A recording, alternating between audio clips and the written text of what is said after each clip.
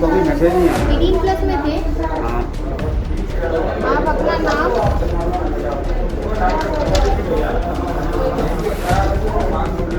तो दोबारा नोट कराना पड़ेगा। सर कर जाओ। उस दिन क्या हुआ था, मैडम ने ओटीपी नहीं ली थी किसी से, तो उस ओटीपी की वजह से हमें शायद आपका रिकॉर्ड दोबारा डालना पड़ेगा। नहीं तो जो रजिस्ट्रेशन था तो उसकी ओटीपी ली थी हमसे, नहीं ली थी। ली थी हमसे तो हम दोनों कहाँ ली थी? उसमें ना टिक करवा लिया होगा फाइल में। ओटीपी नहीं ली तो थी लिस्ट वगैरह खो गई है, ऐसा कुछ है क्या? नहीं, ऐसा कुछ नहीं है। अगर उस टाइम ओटीपी ले लेते ना तो आपका रिकॉर्ड गिर जाता। उस दिन डाल देते, खाली साल मैसेज चला जाता, और उस दिन का सेशन आज ओपन हो नहीं रहा है, तो हमें दोबारा रिकॉर्ड कराना पड़ेगा। तो हमारे घर के 3 लोगों ने लगवाई है, तीनों को ही नहीं मतलब उस टाइम पे मैसेज आया। 18+ में दे दिया हाँ सर। हाँ हाँ। तो 18+ का ये तो रहता होता है, वो सेशन जिस दिन डालते हैं ना उसके दूसरे दिन तक रहता है, दूसरे दिन गायब हो जाता है। तो 12 से आज तो 15 हो गई। कोरोना महामारी के दौरान मरते लोगों को जहां एक ओर सिर्फ वैक्सीन और वैक्सीन लगाने वालों से ही आशा है, वहीं दूसरी तरफ वैक्सीन लगाने वाला सरकारी स्टाफ अपने चिर परिचित लापरवाही भरे अंदाज में काम करता दिखाई दे रहा है।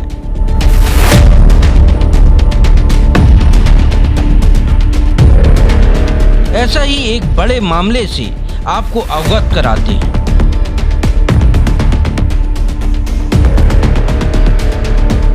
भारत हेडलाइन आपको दिखाने जा रहा है कि ग्वालियर के हजीरा स्थित सिविल अस्पताल में वैक्सीन लगवा चुके लोगों का कोई भी रिकॉर्ड नहीं है। जी हां, भारत हेडलाइन आपको दिखाने जा रहा है कि ग्वालियर के हजीरा स्थित सिविल लाइन अस्पताल में वैक्सीन लगवा चुके लोगों का कोई भी रिकॉर्ड नहीं है। अस्पताल में ही नहीं, मामला तब खुला जब लोग वैक्सीन लगवाने के कुछ दिनों बाद अस्पताल में पहुंचे। मैसेज न आने के कारण पूछा, तब विंडो पर बैठी स्टाफ नर्स द्वारा कहा गया कि जिस दिन आपने वैक्सीन लगवाई थी उस दिन का कागज हमारे पास से गुम हो गया है। आपका कोई मैसेज नहीं आया? 18+ में थे हाँ। आप अपना नाम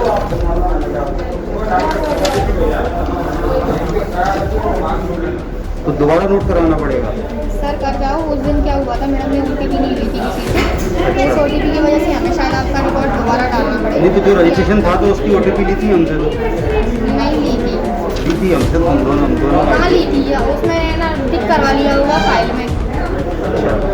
ओटीपी नहीं ली तो थी। लिस्ट वगैरह खो गई है, ऐसा कुछ है क्या? नहीं, ऐसा कुछ नहीं है। अगर उस टाइम ओटीपी ले लेते ना तो आपका रिकॉर्ड गिर जाता।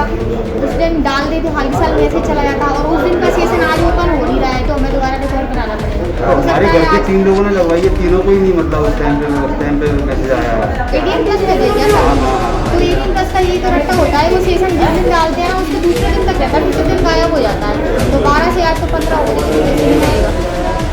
आप दोबारा इस कागज पर अपनी डिटेल लिख दीजिए, बाद में हम अपडेट कर लेंगे। इस संबंध में जब वरिष्ठ अधिकारियों से बात की गई तो बताया गया कि संबंधित व्यक्ति से ओटीपी नंबर लेकर अपडेशन किया जाता है, जो कि नहीं किया गया। अब सवाल पैदा होता है कि जब वैक्सीन लगाए जाने का रिकॉर्ड ही नहीं है तो जो आंकड़े दिए जाते हैं वह कहां तक सही होते हैं। हाँ बिल्कुल, आपने कहा ये सही बात है, ऐसा होना नहीं चाहिए था। मुझे आपके द्वारा संज्ञान में लाया गया है। अब मैं इसको चेक कराऊंगा, अगर ऐसा हुआ है तो उसको हम लोग सुधारेंगे और जिसने ऐसी गलती करी है उस पर कार्रवाई भी करेंगे। सर, डॉक्टर राम बंसल का जैसे कि अभी आपके सामने कहना है कि वहाँ उनके यहाँ कोई मैडम बैठी ही नहीं है। नहीं तो थोड़ा सा कन्फ्यूजन हो गया है। राम बंसल जिला अस्पताल में है और आपने तो सिविल हॉस्पिटल की बोले, सिविल हॉस्पिटल हजीरा में है, वहाँ डॉक्टर प्रशांत नायक हैं, है ना। तो प्रशांत नायक से बात करके मैं क्लियर कर लूँगा क्या समस्या है, उसको अपने इलाके में। एक सवालिया निशान ये भी उठता है कि जब आपके पास किन व्यक्तियों को वैक्सीन लग गई उन सब चीजों का आंकड़ा ही नहीं है तो फिर आप सरकार को आंकड़े कैसे दे सकते हैं? और सरकार जो आंकड़ा देश के लोगों तक, देश की जनता तक जो पहुंचाती है वो आंकड़े कहां तक सही हैं?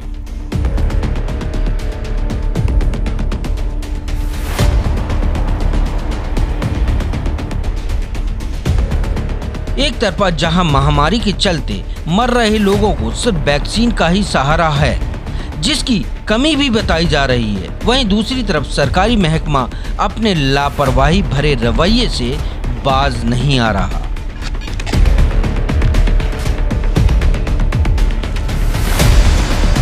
हमारी ग्वालियर ब्यूरो जब सविता तिवारी ने इस सारे मामले का स्टिंग किया और खुलासा किया तो देखते ही बनता, और यदि यह वीडियो स्टिंग नहीं बनता तो वरिष्ठ अधिकारी इस शिकायत को मानते ही नहीं। ग्वालियर से सविता तिवारी की रिपोर्ट।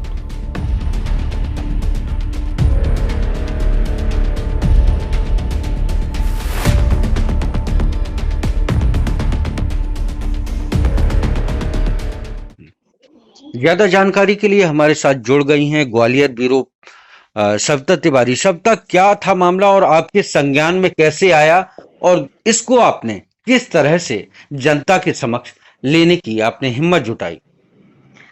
मेरे को सुनने में आया था, मेरी एक दो लोगों से बात हुई थी। 12 तारीख को 18+ के लोगों को वैक्सीन लगी थी, जिनका रजिस्ट्रेशन हो गया था और जिनका स्लॉट भी आ गया था। पर वहां पे जाके उन लोगों को रजिस्ट्रेशन लग गई। जो वहां पे नर्स थी उसने वैक्सीन तो लगाई, पर उसने OTP जो सिक्योरिटी कोड हमारे मोबाइल पे आता है वो नहीं लिया। उसके बावजूद भी उन्होंने वैक्सीन लगा दी। ऐसे 12 तारीख के 100 लोग हैं जिनके पास कोई भी मैसेज नहीं आया। आज पता करने पर 3 से 4 लोग मुझे मिले जिनके पास कोई भी मैसेज नहीं आया है। तो इससे किसी के पास प्रूफ नहीं है कि उनका फर्स्ट डोज ऑफ वैक्सीन लग चुका है। अगर हमारे पास पहला ही मैसेज नहीं आता है तो फिर दूसरा डोज तो लगना नामुमकिन ही है। ये एक बहुत बड़ी लापरवाही है सरकार की तरफ से, प्रशासन की तरफ से। 100 के 100 लोग जो हैं, अब उन 100 वैक्सीनों का कहां पर ये काउंट करेंगे, कैसे ये आंकड़े दिखाएंगे, इस बारे में आपकी अधिकारियों से बात हुई होगी? हाँ, मेरी CMHO से इस बारे में बात हुई है। उन्होंने बोला है कि हम इसकी जांच जरूर करेंगे। तो अभी उनकी जांच पड़ताल सब चालू है, तो जैसे ही उसका होता है फिर। शायद सविता जी से संपर्क टूट गया है।